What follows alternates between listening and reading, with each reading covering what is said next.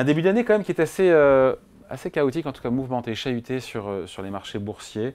Marchés qui sont peut-être un petit peu bercés d'illusions fin 2023 en imaginant un scénario idéal pour cette année, notamment en matière monétaire qui n'est peut-être pas en train de se réaliser. Bonjour Kevin.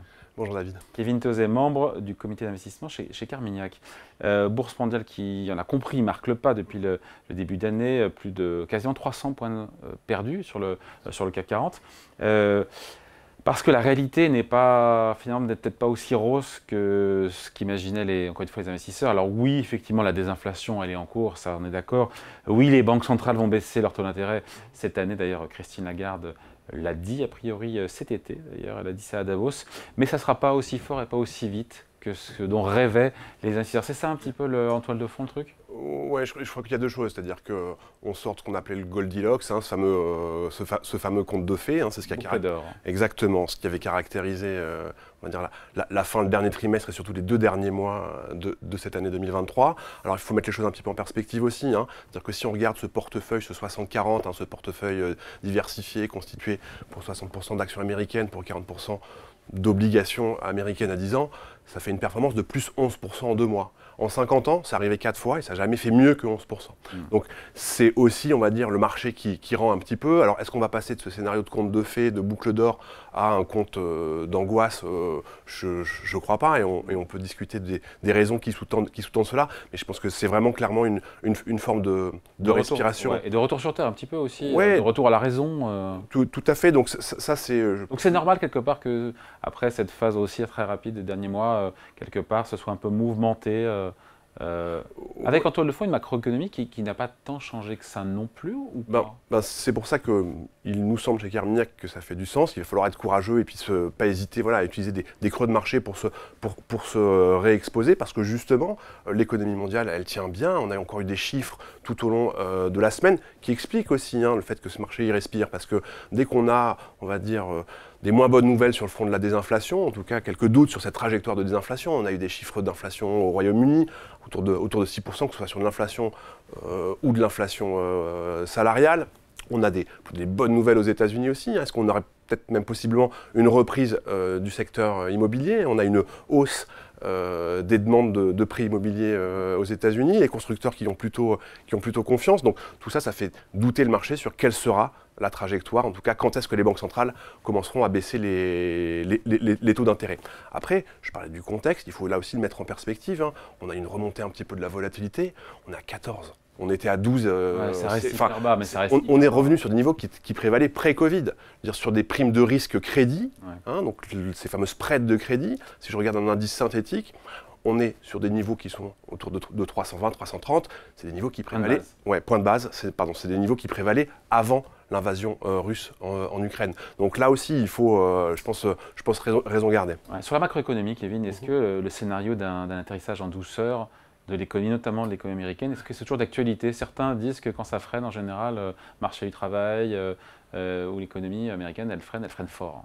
Et même si on attend toujours le freinage depuis un petit moment. Ouais, je crois que oui, il est toujours d'actualité. Et ce scénario d'atterrissage en douceur de l'économie américaine, en tout cas sur, on va dire, un futur sur lequel on peut se projeter, on va dire 3 à 6 mois, il est rendu possible par quoi? Par ce virage prématuré des banquiers centraux. C'est-à-dire que là aussi, cette idée que les banquiers centraux vont bien baisser les taux d'intérêt pour pas garder des conditions financières qui soient trop restrictives, eh bien c'est ça qui va permettre justement cette, on va dire, moindre mauvaise trajectoire sur la conjoncture américaine. Donc ce que nous, on a dans notre scénario économique pour cette année 2023, c'est une économie mondiale qui continue à croître à plus de 3% cette année. C'est au-dessus du potentiel, encore une fois. Ouais.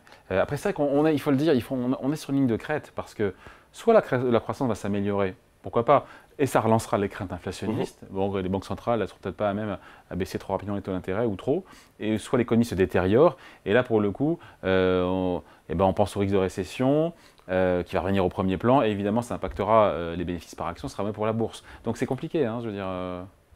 C'est pour ça que le scénario boucle d'or était sympa. Oui, le scénario boucle d'or, c'est du narratif de marché, il a tendance à évoluer, mais là aussi je crois que ce qui ce qui peut se passer vraisemblablement sur les marchés, c'est qu'on est bien ce scénario-là. C'est-à-dire que la baisse des taux, est-ce que le marché a été un petit peu trop vite, hein? Là aussi, la Réserve fédérale, elle nous dit 3 baisses de taux. Les marchés, ils ont dit 7, 8. Là, ils reviennent un peu sur terre, ils disent 5, 6 toujours. Hein. Ils sont quand même toujours assez optimistes. Annonce 3. Enfin, la Fed télégraphe. Oui, le fameux dot plot. Exactement. Et projection anonyme des membres des exactement. Donc, pour autant, on va bien avoir ce cycle de baisse de taux.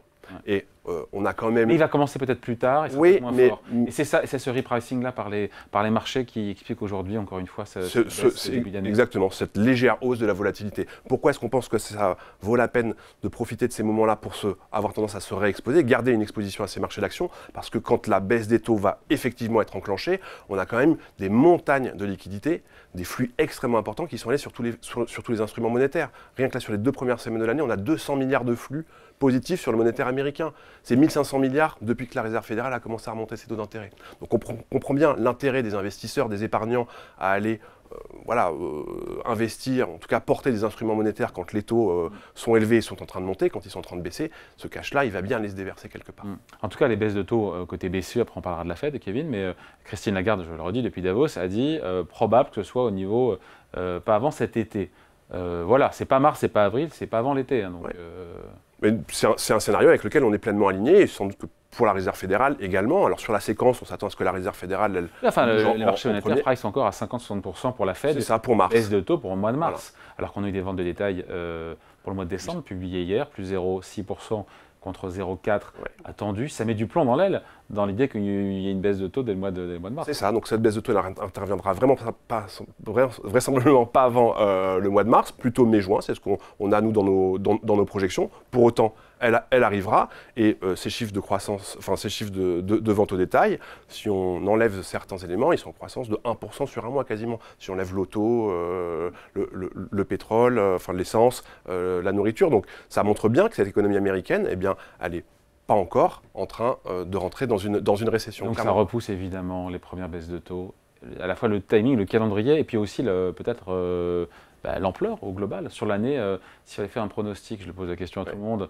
timing Fed BCE, timing de la première baisse de taux, et combien en tout sur l'année? Alors, Fed, mai-juin, BCE, peu de temps après ça, pendant l'été. Mais après. Mais après, et ensuite Banque d'Angleterre. Sur l'enveloppe totale de baisse de taux. Moins de 100 points de base, 100 points de base, un peu moins. Ah ouais, je dirais peut-être même un peu plus que 100 points de base, en effet. Parce que si on a bien... Pour les deux banques centrales. Pour les deux banques centrales, tout à fait. Et je veux dire encore une fois, hein, en zone euro, l'inflation, ce qu'on a en termes de projection, c'est que l'inflation, elle va retourner, elle va toucher les 2% dans le courant du troisième semestre. Hein. Donc là aussi, il faut aussi... Troisième trimestre, pardon. Troisième semestre. C'est bien ça qu'on a en tête, parce que là aussi, en zone euro, on est toujours dans 2 années de stagnation. Ça a eu raison de l'inflation, en tout cas de l'inflation cyclique. On finit là-dessus, ce début d'année chaotique, Kevin.